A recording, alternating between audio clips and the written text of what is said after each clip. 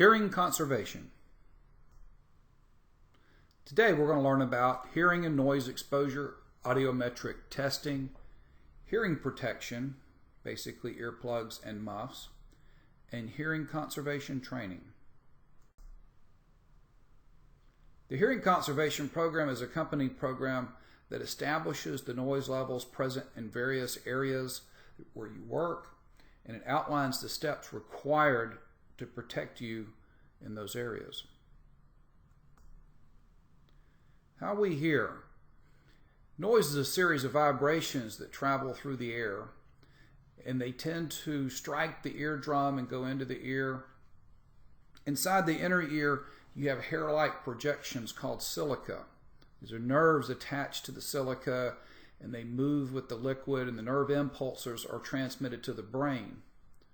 Prolonged exposure to excessive noise causes the silica to fail and become unable to transmit sound impulses.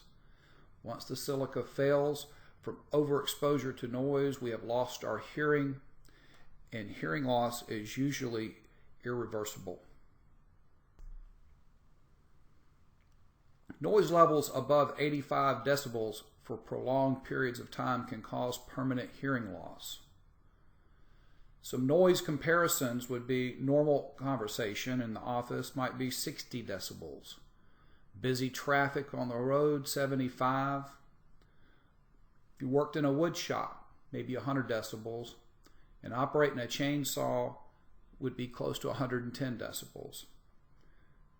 We monitor noise in our work areas, and any area over 85 decibels must be addressed by the Hearing Conservation Program. Audiograms are hearing tests. Sounds are presented in the following frequency, measured in hertz, from 500 to 6,000. The larger numbers would be the higher pitched sounds. Sounds are presented through earphones while you sit in a very quiet room, and you're asked to respond by pushing a button or raising your hand. The results of the audiogram are recorded and compared to your first or your baseline audiogram. The baseline audiogram is the record of either your first audiogram or an audiogram where a significant change in your hearing was noted.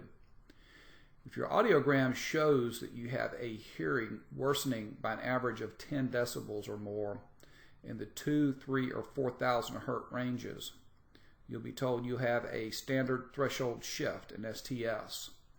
Special procedures will be followed to ensure your hearing loss is stabilized. If you have an STS, you've suffered noise-induced hearing loss. Noise-induced hearing loss is usually a slow developing process that is insidious, which means you don't recognize it until it's too late. It sneaks up on you. Because of the nature of noise-induced hearing loss, it's also the reason that employees fail to follow the rules to prevent it. They don't realize that the noise exposure is hurting them. Early signs of hearing loss. Conversations sound muffled.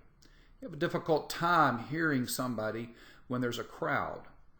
You increase the TV or radio volume, and you keep asking others to speak up.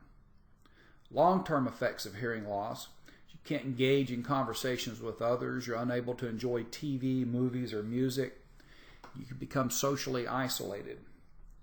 Everybody knows somebody who has had hearing loss. Very difficult to communicate with these people. The only way to prevent noise-induced hearing loss is to wear your hearing protection in areas with noise above 85 decibels. Areas where you work, where hearing protection is required, and will be discussed with you specifically by your supervisor. You must also wear hearing protection when you're at home and engaged in activities with high noise exposures, such as working with power tools, small engines, and shooting firearms. Noise exposure at home will have the same effect as noise exposure at work. Both can cause hearing loss. Hearing protectors are available for you, and they should be worn in areas requiring them. They're required and they work, and you must wear them. You should read the package with the instructions and be sure your hands are clean when you're handling the earplugs, and keep reusable hearing protection clean and stored properly when not in use. It's very important when you're putting in earplugs to put them in and take one hand and pull the ear back and up while you're inserting the earplug so that it can go deep into your ear channel. If it does not seat very deeply into the canal, it's not going to do its job. Your supervisor will demonstrate to you the proper way to wear and install earplugs. You're going to receive an annual audiogram, and if there are significant changes noted, you will receive this in writing. You have the right to access a copy of the Occupational Noise Exposure Standard. We have a written program. All you have to do is ask the administrator to see it. There's also a copy posted at our facility. Hearing loss can occur from excessive noise exposure and loud noises at home and work. Once noise-induced hearing loss has occurred, there's very few things we can do to correct it. Noise-induced hearing loss can make it very hard to communicate with others, and hearing loss can only be prevented by you wearing your hearing protection at work and at home.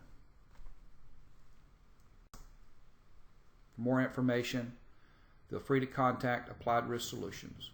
Thank you.